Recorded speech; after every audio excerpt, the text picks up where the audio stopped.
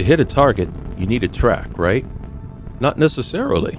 If you have evidence to believe an enemy is in a given area, and you have cruise missiles like Thunderheads available, you have good odds of being able to hit that target. And a track is just a bonus. So here I've set up a basic scenario, just going with the default skirmish fleet. 4 ships on either side, 2 gunboats and 2 missile ships. I've put 2 of the gunboats and 1 of the missile ships up in Solar North. And I'm just going to demonstrate how to target with cruise missiles without a track. We're going to make a guesstimated shot that's simply based on evidence the enemy is out there. In missions such as capturing territory or capturing the flag, the evidence is fairly straightforward. In top center of the screen, you'll see a countdown indicating how long it is till the enemy captures a territory, and you may also hear an audible announcement that an enemy is capturing a territory. So what I'm going to do is position my ship in this little donut hole of an opening here in this asteroid, and I'm not going to leave it right out there in the middle where it's visible to radar and vulnerable. I'm going to tuck it in against the corner of the asteroid where it takes more advantage of radar shadow and is overall less likely to be sighted even if an enemy ship happens to be passing by and looking this way with the old Mark I eyeball. And as soon as we're tucked safely in close against that wall, I'm going to change my heading to face into the combat area in case I should decide that I need to make a rapid run for it. And now I'm simply going to wait until I hear the announcement that the enemy is attempting to capture one of the territories.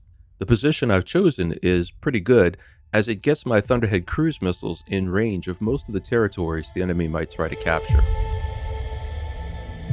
The enemy is securing Zone Eclipse. Now we know where the enemy is. He's got at least 1 boat in Eclipse. I can fire at it nice and safe from this position by taking advantage of the cruise missile's ability to navigate waypoints before its radar goes active. To do this, I have to make use of the targeting widget. It's a little tricky to use, it takes some getting used to. As a general rule, you want to get behind the widget, though occasionally you have to rotate around as I'm doing here to make sure of your perspective. It is extremely important to make sure that the course you are plotting does not run through obstacles such as the asteroids, because the cruise missiles will blindly follow whatever path you set for them. And I'll admit that a couple times I've lost whole swarms of missiles simply because I made a small error in calculating the course. So take your time doing this. Practice in single player missions first, as you will not be able to use active pause during multiplayer missions.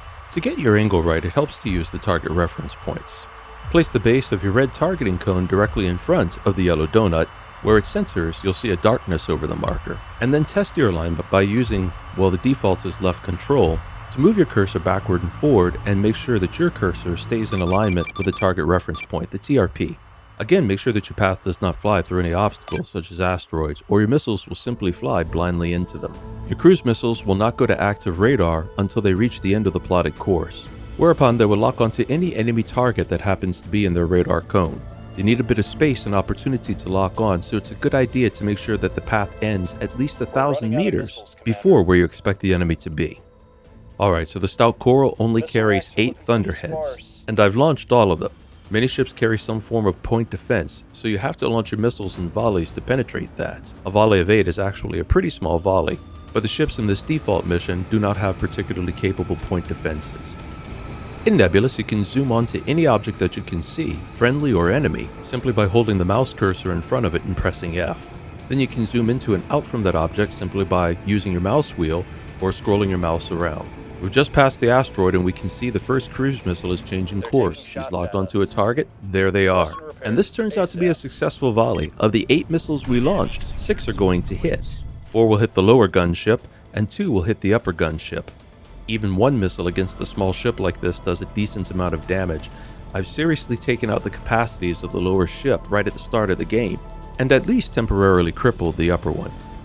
As you continue to play Nebulous, you'll learn other ways to guesstimate where the enemy might be. These include watching for the launch points of enemy weapons, and looking for any kind of activity around a point of interest.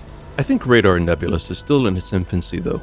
As the sim develops, I think we'll see more sophisticated use of passive radar coming into play, which will allow us to use more sophisticated methods to make guesstimated cruise missile shots. Alright, hope that helps. If you appreciate it and like what you see on Cerulean Skies, please take a moment to like and subscribe. It always helps.